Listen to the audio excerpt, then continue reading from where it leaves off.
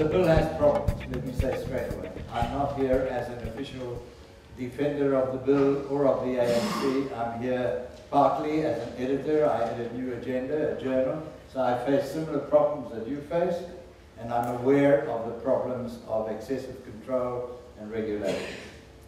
But you see, we have this kind of thing. On Tuesday, the Times published this front page, in which it says, Zuma shops in China while strikers ruin South Africa. You read the article and there's no word about shopping, nor is he on a shopping expedition. He's there to advance trade relations between China and South Africa. Absolutely legitimate exercise. So a reader of this paper will firstly feel that Zuma is on a joyride. Secondly, that he's not really serious, that this business of flourishing diplomatic relations, in quotes, is not what he's really doing.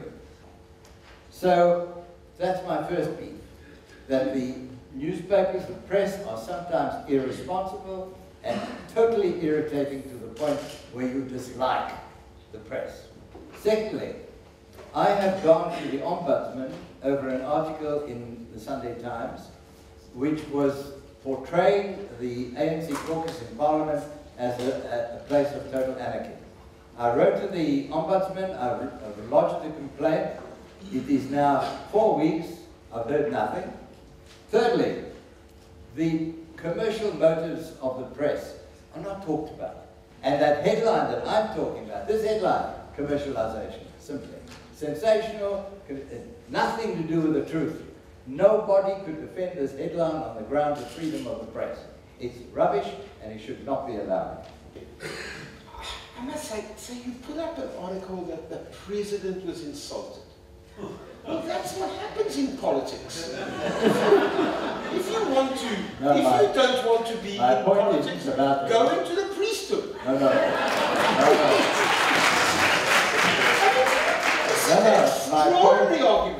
My point wasn't primarily about the insult, because Zuma is big and strong enough. He's taken many insults. I know. It wasn't about that.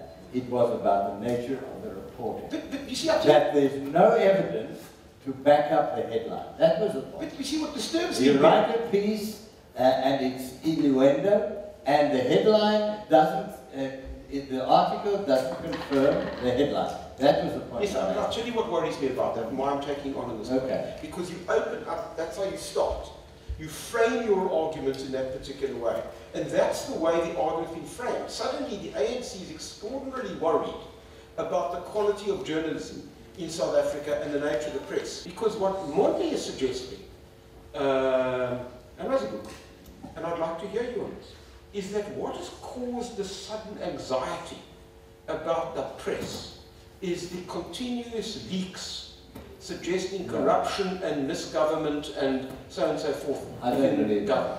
Well, what, I have for years in caucus been promoting the idea that the ANC should set up a media desk which would have direct access to the Ombudsman and the press code, and would, on every occasion that this sort of thing happens, would take it up with the press council, Ombudsman, on every occasion. Right, now, the reason I say that is because the media has, on occasion, and sometimes quite frequently, painted us so black that I have felt I ought to get out. The way the media report my activities is offensive, often, incorrect, sensationalist, pulling out the worst points, putting in a headline which has nothing to do with the body of the text. So it's not about And for that, you want a protection of information bill which is going to clamp them down, and you want a media tribunal which the politicians are going to see. No, I have the bill here. I've read it. I haven't read it as carefully as Dean because I'm not in the same area. And I think that this bill does go too far. Thank you. No question.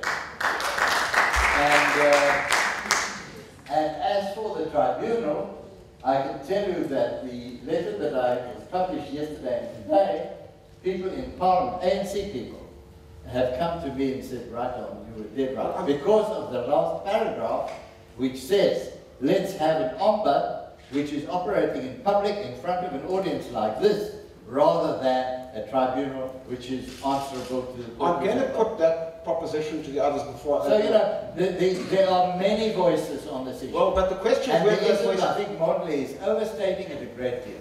He's suggesting that there's a one-party state which is overwhelmingly agreed on this issue. It is